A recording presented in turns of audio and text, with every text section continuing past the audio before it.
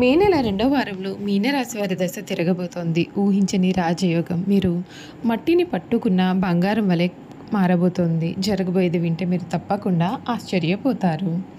మే నెల రెండో వారంలో మీనరాశి వారి జీవితంలో కలగబోయే మార్పులు ఏమిటి? వీరికి ఏ విధమైన అదృష్టం కలగబోతుంది? వీరి జీవితం ఏ విధంగా మారబోతుంది? అన్ని విషయాలు కూడా ఇప్పుడైతే మనం క్లియర్గా ఈ వీడియో ద్వారా తెలుసుకుందామండి. శ్రీ కోయదేవతల జ్యోతిష్యాలయం ఫోన్ ద్వారా జ్యోతిష్యం చెప్పబడును. కాశీ అఘోరాల వద్ద వాక్సిద్ధి మంత్రసిద్ధి పొందిన వంశపారంపర్య జ్యోతిష్యులు లక్ష్మణ్ రాజు గారు మీ సమస్యలైన ధనం నిలకడ లేకపోవటం, వ్యాపార సమస్యలు, వివాహం ఆలస్యం, ప్రేమ, సంతానం, భార్యాభర్తల సమస్యలు, శత్రుదోషం, పీడకలలు, వంశవృద్ధి లేకున్నా, ఆరోగ్య మానసిక సమస్యలు ఉన్నా మీ పేరు జాతకాన్ని బట్టి ఫోటో చూసి అద్భుతమైన జ్యోతిష్యం చెప్పగలరు. మంత్ర ప్రయోగాలున్నా, పూర్వీకుల దోషాలున్నా, స్త్రీ శాపాలున్నా, దిష్టి తీసిన నిమ్మకాయలు తొక్కి బాధపడేవారికి పనుదిష్టి ప్రభావం, చేతబడి, బాణామతి వంటి ఇతర ప్రయోగాలకు శక్తి పూజలు చేయబడును. మీకు ఎటువంటి సమస్యలు ఉన్నా 100% గ్యారంటీగా పరిష్కారం. ధన వశీకరణ, జన వశీకరణ, భార్యాభర్తల వశీకరణ, ప్రేమ వశీకరణ చేయబడును. దూర ప్రాంతాల వారికి ఫోన్ ద్వారా జ్యోతిష్యం చెప్పబడును. మీరెక్కడెక్కడో జ్యోతిష్యం చెప్పించుకుని నిరాశ చెంది ఉంటే ఒక్కసారి ఈ గురువుగారిని సంప్రదించి పరిష్కార మార్గం పొందండి. శ్రీ కోయదేవతల జ్యోతిష్యాలయం ఫోన్ ద్వారా జ్యోతిష్యం చెప్పబడును. ఎటువంటి సమస్యకైనా ఫోన్లోనే పరిష్కారం చూపబడును.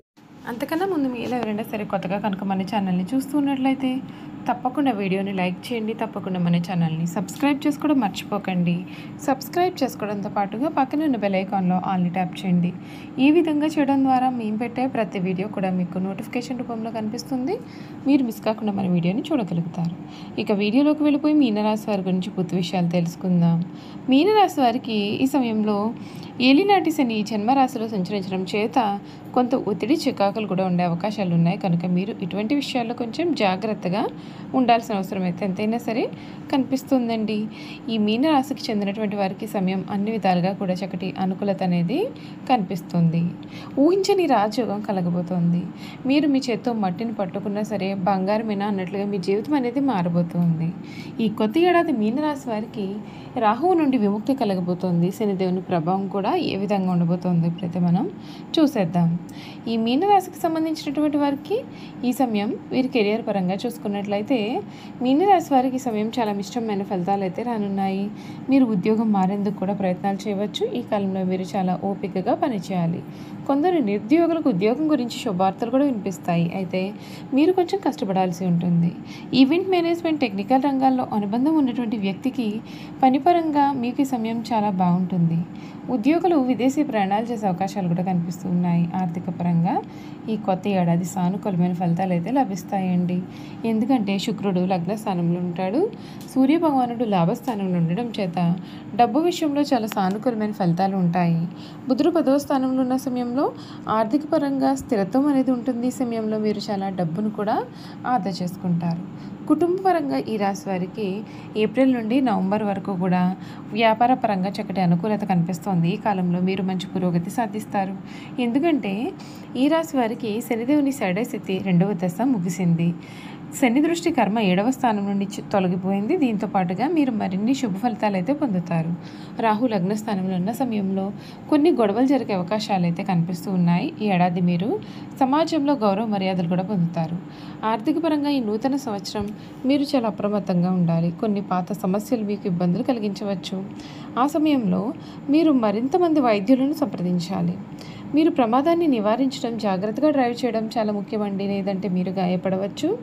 మే నెల తర్వాత మీకు తలకు సంబంధించిన సమస్యలు కూడా ఎదుర్కొనవచ్చు. యోగా చేయడం వలన ఇది అనారోగ్యం పైన సానుకూలమైన ప్రభావం అనేది చూపిస్తుంది.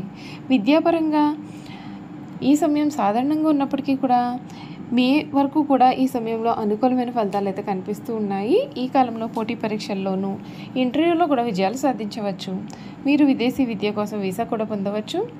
ఈ రాశి వారికి ఆగస్టు నుండి అక్టోబర్ వరకు కూడా నెలలో శుభప్రదంగా ఉంటాయి. ఈ కాలంలో సోమరితనాన్ని మీరు వదులుకోవాల్సిన అవసరం అయితే చాలా బాగా కనిపిస్తుంది. మీరు ప్రతికూల ఆలోచనలకు దూరంగా ఉండాలి. మీనరాశి వారి వివాహ జీవితంలో మిశ్రమ ఫలితాలు అయితే ఏర్పడతాయి. శని శుక్రుడి సంచారం సమయంలో లగ్నస్థానంలో ఉండడం చేత సాధారణంగా ఉంటుంది. అలాగే ఈ రాశి వారికి రాహు శని సంయోగం కూడా ఉంటుంది. ఈ కలయిక మే 18 వరకు ఉంటుంది. మీ యొక్క వైవాహిక జీవితంలో సమస్యలు కూడా ఉండవచ్చు. మీ ప్రేమ జీవితంలో సమస్యలు కలగవచ్చు. మీ ప్రేమ బంధం కూడా దూరమయ్యే అవకాశాలు అయితే కనిపిస్తూ ఉన్నాయి. మీ యొక్క జీవిత భాగస్వామితో మంచి అనుబంధాన్ని కూడా మీరు కొనసాగించాల్సిన అవసరం కనిపిస్తోంది. చూశారు కదండి, మీనరాశి వారి గురించి తెలుసుకున్నారు కదా. ఇక వీరి గుణగణాలు ఏమిటి, వీరు చేయాల్సిన జాతకపరమైన పరిహారాలు కూడా ఏ విధంగా ఉండబోతూ ఉన్నాయి ఇప్పుడైతే మనం క్లియర్గా ఈ వీడియో ద్వారా తెలుసుకుందాం. ద్వాదశ రాశులలో మీనరాశి చివరి రాశి. రాశి చక్రంలో మీనరాశి 12వ రాశి. పూర్వభద్ర 4 పదం, ఉత్తరాభద్ర 1, 2, 3, 4 పదాలు, రేవతి 1, 2, 3, 4 పదాల్లో జన్మించిన వారు మీనరాశికి చెందుతారు. ఈ రాశి వారికి అధిపతి గురువు. ఈ రాశి చక్రంలో చివరిది. మీనరాశికి సంబంధించినటువంటి వారి గుణగణాలు చూసుకున్నట్లయితే కనుక ఈ రాశి వారు స్వసిద్ధంగా చాలా మంచివారు. ఏ విషయాన్ని కూడా రహస్యంగా దాచుకునే ఆలోచన వీరికి ఉండదు. రహస్యంగా దాచుకోవడం వీరికి అసలు చేత కాదని కూడా చెప్పాలి. ఇతరులకు అపకారం తలపెట్టడం, కుట్రలు పొందడం వీరికి ఏమాత్రమూ చేత కాదు. వీరు చూడడానికి ఆవేశపరులుగా కనిపిస్తారు, కానీ వీరికి దుష్టబుద్ధి ఏమాత్రము కూడా ఉండదు. వీరికి ఎవరిపైనైనా కోపం వస్తే వారిలో వారే బాధపడుతూ ఉంటారు, కానీ అవతల వ్యక్తి మీద కక్ష మాత్రం తీర్చుకోరు. దుష్టులను కూడా మంచివారుగా మార్చడానికి వీరు ప్రయత్నం చేస్తారు. ఇదే వీరి గొప్ప గుణము. ఈ రాశి వారికి చేతులు పాదాలు కూడా పుష్టికరంగా ఉంటాయి. మెత్తని అందమైన తల వెంట్రుకలు కలవారుగా ఉంటారు. వీరు తమ ఆలోచనలను ఎప్పటికప్పుడు మార్చుకుంటూ ఉంటారు. నిలకడ అనేది వీరి ఆలోచనలు ఉండదు. చాలా భయపడిపోతూ ఉంటారు. కవిత రచన అంటే కూడా వీరికి చాలా ఇష్టం. ఎప్పుడూ కూడా ఏదో ఒక పని చేయాలి అనుకుంటూ ఉంటారు. వీరు స్వతంత్రంగా ఏ పనిని కూడా చేయలేరు. మొదలుపెట్టిన కార్యాన్ని పూర్తి చేసే వరకు కూడా వీరికి నమ్మకం కూడా ఉండదు. వీరికి మానసిక ఆందోళనలు అధికంగా ఉంటాయి. పనులను వేగంగా చేయాలనే ఆలోచన ఎంతకైతే ఉంటుందో అంత త్వరగా వీరి ఆలోచనలు మార్చుకుంటారు. ఏ విషయంలోనైనా సరే లోతుగా పరిశీలించే తత్వం అయితే వీళ్ళు ఉండదు. పైపైన చూసి నిర్ణయాలు తీసుకుంటారు. ఈ రాశి వారికి విశ్రాంతి చాలా అవసరం. విశ్రాంతి లేకపోతే ఎటువంటి పనులను వీరు సమర్థవంతంగా నిర్వహించలేరు. తొందరగా కలిసిపోయే మనస్తత్వాన్ని వీరు కలిగి ఉంటారు.